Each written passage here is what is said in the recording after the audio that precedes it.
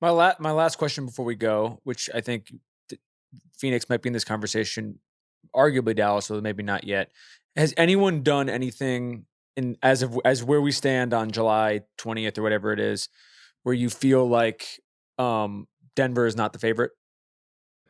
I would say Phoenix probably has elevated themselves more than any other team in the West. I still could probably talk myself into Memphis being in that tier of contenders. I'm not going to go as far as to say like a healthy Zion makes New Orleans that, because I got to see it. Whereas with Memphis, I've seen it. Like I've seen it. They're a really good team. I think Marcus Smart will give them a lot.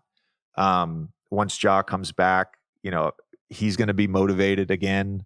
I think Memphis could be a team that they were the 2 seed last year, but that plays great basketball and makes a deep playoff run.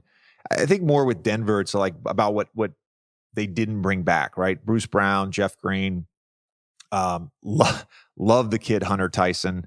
He was awesome in summer league. Is he a guy like Christian Brown that can be a rotation piece in the playoffs and actually give you good minutes? They're probably banking on that. They're probably banking on Peyton Watson being that guy too. So I think with them, I still have them as the favorites along with Phoenix. But I think when you get down to the playoffs, you need a couple of those guys, whether maybe it's Struthers too, who had a decent summer league as well. So I think you need a couple of those guys to be able to give you 10 to 15 minutes of quality basketball, winning basketball in the playoffs. I thought it was a little concerning that obviously Brown was going to go at that money, but I thought it was a little concerning that they let all of these guys walk and basically didn't replace them with anyone. And it feels like, a guy wouldn't even talk about in the Phoenix conversation, but a guy like Eric Gordon going there for the minimum. Part of being as we've seen, and super team or not, as we've seen over the last 10, 15 years, part of keeping up like a championship run after you win one is convincing vets to come and play for less money. And there's probably a bunch of reasons why it didn't happen, but it does feel like they're going to need some of these young guys to play well right away for them to keep this up. And so I guess we'll see. Yeah. And look, I don't fault Eric Gordon for going to Phoenix at all, right? Great place to live. I think it's a basketball city, especially if they can figure out how to win a championship. But I think I was thinking about this the other day. Like if I was still playing and able to play, not just like I'm going to go ring chase, but like able to play, and I'm still playing, and I'm a vet minimum guy.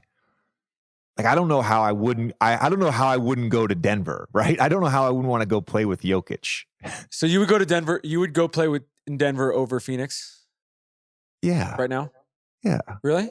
Yeah. I can't play anymore. I can't Phoenix play. is better golf. I can barely touch the rim. Phoenix is better golf. Phoenix does have a better golf. You would great get a public lot of tracks. I wouldn't even have to join anywhere. You would have a lot of open corner threes. You have a lot of open corner threes in both places. Yeah, but I like to move. I like to move. I don't like to stand still. Fuck that. Yeah. I hate spot shooting. I hate that shit. I also could see Denver because put me back in Orlando with Stan. No, thank you. I could see Denver because what we're talking about, because whether you can play or not, you'd be playing on Denver as 7 players right now. We'll see. All right, this has been another episode of The Old Man and the Three Things. Again, we have 2 more weeks of this season, and we'll take a little break in August. Appreciate you guys.